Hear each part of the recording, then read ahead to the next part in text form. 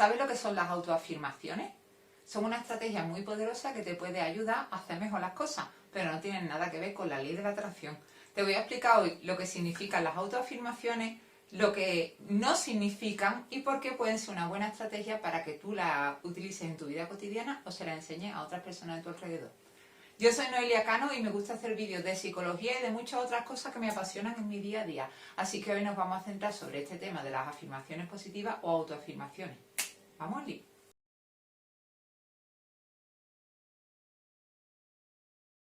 Bueno, pues como te decía en el principio, en la entradilla del vídeo, las autoafirmaciones positivas son una técnica o una estrategia que se puede utilizar en psicología o en psicopedagogía, pero no tienen nada que ver con la ley de la atracción. ¿Por qué quiero hacer esta diferencia? Pues porque te quiero explicar que muchas de las estrategias o dinámicas que se usan en psicología tienen una base científica que está sustentada en diferentes investigaciones e estudios. Pero la gente a veces las confunde con otras prácticas pues, que se leen por internet o que nos llegan por ahí, que son verdaderamente pues, cosas más de tipo esotérico o no científico, que cada uno crea lo que quiera, pero que sepamos bien diferenciar por dónde nos viene la información y qué quiere decir.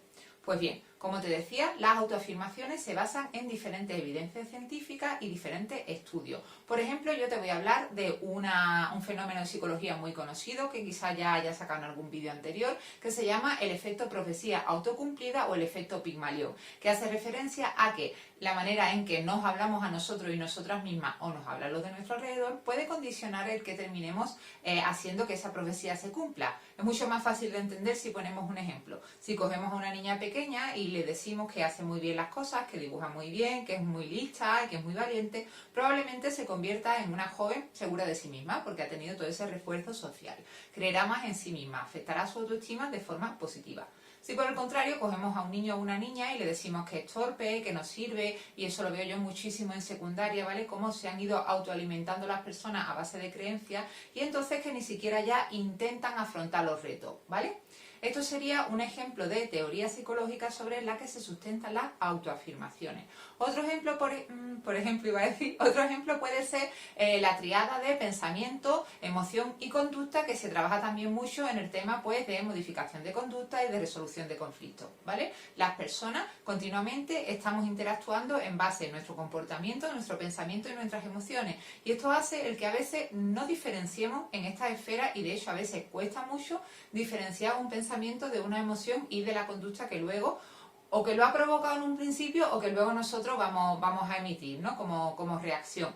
Y en esta triada tiene mucho que ver también las creencias, ¿vale? Las creencias que a veces son muy difíciles de modificar en las personas porque muchas veces son de tipo casi inconsciente, y de esto hablábamos también cuando he hablado del pensamiento automático negativo.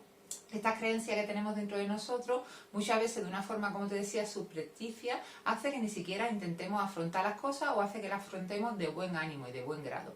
Entonces, detrás de todo esto iría, o toda esta teoría iría detrás también de la estrategia de autoafirmaciones. ¿Y qué es lo que nos va detrás de las estrategias de autoafirmaciones? Pues como te decía anteriormente, hay por ahí, por Instagram veo muchísimos posts acerca de la ley de la atracción y en YouTube creo que me ha salido también algún vídeo. Y hay veces cuando los veo que me da bastante cosa porque hay veces que manipulan muchísimo, ¿no? Y si los ve pues alguien más joven quizás pues pueda terminar creyendo que te vas a curar de un cáncer si te lo crees con suficiente fuerza porque son energías y tal, y eso no va a pasar. Tampoco se va a enamorar de ti Brad Pitt por mucho que tú lo desees y lo proyectes, ¿no? Ese lenguaje que hay a veces de si lo deseas con suficiente fuerza lo vas a conseguir, en TikTok y en Reels también lo he visto muchísimo, si lo afirmas sucederá, pues mira, lamentablemente no. Ojalá fuera así porque habría mucho menos sufrimiento humano en el mundo, pero al final este tipo de discursos a veces creo que son una tomadura de pelo seria, sobre todo cuando detrás de esto hay algunos intereses económicos que a veces te lo encuentras, y de hecho hay divulgadores no científicos que viven de eso, vaya, y tienen publicado mucha bibliografía al respecto. Bueno, como estaba diciendo, la ley de la atracción no está detrás de las autoafirmaciones en psicología, ¿vale? Utiliza ciertas afirmaciones para convencer a la gente de que si desea algo poderosamente lo puedes atraer, pero no tiene nada que ver con lo que yo te estoy contando. Bueno, he dicho esto, ¿en qué consiste exactamente las autoafirmaciones positivas? Consiste en que cambiemos nuestro lenguaje o empecemos a utilizar nuestro lenguaje nuestro autolenguaje, cómo nos hablamos a nosotros y nosotras mismas, que muchas veces, como te decía, ocurre de una forma totalmente subconsciente, ¿vale? Hay veces que nos hablamos en voz alta, yo soy mucho de hablar en voz alta, pero muchos de los pensamientos que tenemos, pues no los verbalizamos, no los oralizamos, ocurren solo dentro de nuestra cabeza, pero no dejamos de creérnoslo, ¿vale? Pues bien, si este autolenguaje tiene cierta perspectiva empoderadora, puede condicionarte, por lo que decíamos antes, por el efecto Pigmalión, por la fuerza de las creencias, etcétera, porque es que son capaces de generar emociones más positivas o más negativas según para que las necesitemos. Y por eso mismo el utilizar autoafirmaciones puede hacernos que hagamos un mejor desempeño. Y estas autoafirmaciones consistirían en una serie de frases positivas que te hacen ser consciente de tu capacidad o de tu esfuerzo, ¿vale? ¿Dónde se utilizan estas autoafirmaciones? Y de hecho sí puedes encontrar bibliografía y estudios científicos. De hecho te los voy a linkear en el post en el que inserte este vídeo, ¿vale? En la página web de lapinturera.com. Existen evidencias probadas de que las autoafirmaciones funcionan, por ejemplo, en problemas de dolor crónico, ¿vale? De personas que tienen enfermedades crónicas y tienen que afrontar vivir con este dolor. Como yo decía antes, el desear curarte de una enfermedad crónica, por muy fuerte que lo desees, eso no va a pasar, no hay evidencia de que eso suceda. Sin embargo, sí que las hay de que afrontar algo tan duro como es tener una enfermedad que te causa dolor, si utilizas las autoafirmaciones para tranquilizarte, para relajarte, para saber que lo puedes afrontar, vas a llevarlo con mucho menos estrés, con mucha menos ansiedad. Igualmente son muy interesantes también las autoafirmaciones en el tratamiento de los TCA, de los trastornos de la alimentación y de la percepción de nuestro propio cuerpo. Como yo soy psicopedagoga y trabajo en un centro educativo, yo no trabajo de forma TCA de un punto de vista sanitario, pero sí que los prevengo y sí que trabajo mucho el tema de la presión social hacia el físico y de la vergüenza corporal, que es un tema del que tienes vídeos en el canal y que trato a menudo desde un punto de vista crítico en el blog. Pues bien, los TCA se utilizan, como decía, de forma estratégica y yo, por ejemplo, también lo hago con alumnos de una manera pues un poco más, de otra forma, más centrada en lo educativo que en lo clínico, para trabajar con la percepción de su cuerpo y cambiar un poco, ahora lo vamos a ver, ¿vale? En un ejemplo práctico que te voy a dejar por si tú quieres utilizarlo y aplicarlo en tu vida cotidiana. Cambiar un poco la visión, ¿vale? Desde mi cuerpo, para que sea válido, tiene que tener unas medidas, tiene que tener un peso, tiene que tener un tono de piel o de ojo, etcétera, a mi cuerpo está sano, mi cuerpo me da placer, etcétera, etcétera, ¿no? Que es un poco el cambio de perspectiva desde una perspectiva más patológica, porque tiene que entrar dentro de un estándar social, a una perspectiva mucho más natural, más saludable y con una relación mejor con tu cuerpo. ¿Dónde más se han utilizado las autoafirmaciones? Que también es un tema que a mí me interesa mucho porque lo vivo día a día. En la mejora del rendimiento académico, ¿vale? Por lo que te decía antes, si cogemos a un estudiante o a una estudiante y le hacemos consciente de su capacidad para aprender, para mejorar, no de su inteligencia como algo que te viene dado, sino de tu capacidad para mejorar, para aprender, para crecerte, para pulirte, todo eso, y crees en esa capacidad de trabajo, entonces va a ser mucho más fácil que la actitud sea esa, sea de aprendizaje y no sea de rumiar o de no intentar las cosas porque ni siquiera me van a salir bien.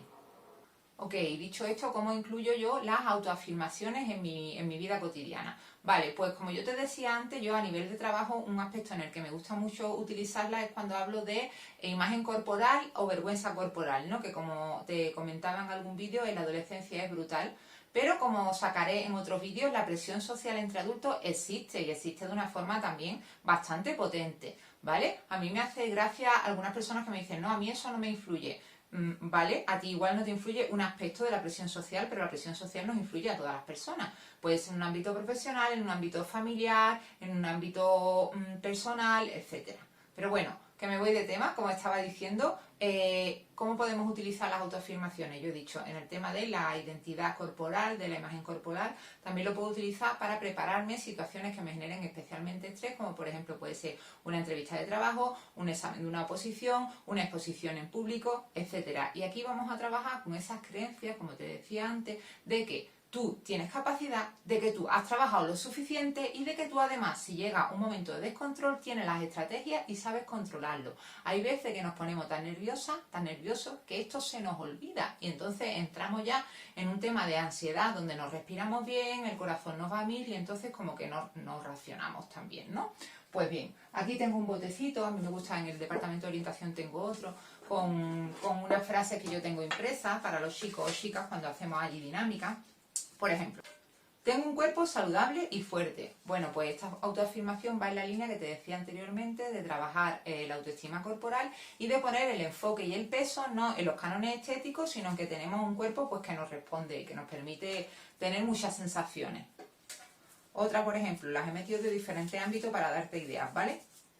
Sé respirar, lo recordaré antes. Pues lo que te decía, ¿vale? Si vamos a afrontar una sensación, una circunstancia que nos resulta especialmente difícil, que nos genera ansiedad, ya te he dicho muchas veces que trabajar la respiración es básico y que si sabes hacerlo siempre funciona, pero hay veces que hasta se nos olvida de los nervios que llevamos. Recordar la respiración es muy importante y nos puede ayudar. Otra que sale por aquí, a ver. Otra del cuerpo, ¿no? Dice, tengo un cuerpo que me permite sentir placer al moverme, comer, amar. Un poco por como te decía, ¿no? Dar las gracias a lo que tenemos y no focalizarlo en lo que deseamos porque lo hemos aprendido además. Lo haré lo mejor que pueda y no rumiaré los resultados. También muchas veces llevamos ansiedad anticipatoria pensando que si lo hacemos mal, lo mal que nos vamos a sentir. Bueno, no vamos a anticipar, vamos a hacerlo lo mejor posible y luego ya vemos. Hacemos análisis de daño o nos alegramos. Otra, por ejemplo, cuando termine sentiré mucha tranquilidad. Pues también, ¿vale? En vez de ir orientado a anticipar el agobio que voy a sentir cuando acabe, sino justo lo contrario. Cuando acabe esto, me voy a recompensar, me voy a sentir muy bien, ya me voy a quitar un peso de encima porque ya lo he hecho y me voy a quedar muy tranquila. O, esta es la última, si quieres te puedo dejar estas mismas en algún documentillo, si me acuerdo lo haré. Has trabajado duro, te irá bien. También, como digo, ¿no? Muchas veces yo me doy cuenta que las personas cuando nos autoevaluamos ponemos el peso muchas veces, y esto tiene que ver con la forma de hacer la atribución que muchas veces te he contado, ponemos el peso en aspectos que no podemos controlar, como por ejemplo la suerte o capacidades innatas que no podemos modificar y que no tienen mucho sentido porque entonces están fuera de nuestro alcance. Entonces, ¿en qué podemos creer? ¿En qué debemos autoafirmarnos? En aquello que sí podemos controlar, el nivel de esfuerzo, la capacidad de mejora, etcétera. Y un poco en esta línea pues van todas estas cosas. Espero que te haya parecido interesante. A mí, como veis, ya me parece algo bastante útil y algo apasionante. Agradezco que hayas visto este vídeo y estaré encantada de que lo compartas con personas a quienes tú creas que les puede resultar de utilidad. Siéntete libre de aportar sugerencias o temas para nuevos vídeos y gracias por verme. Hasta la próxima.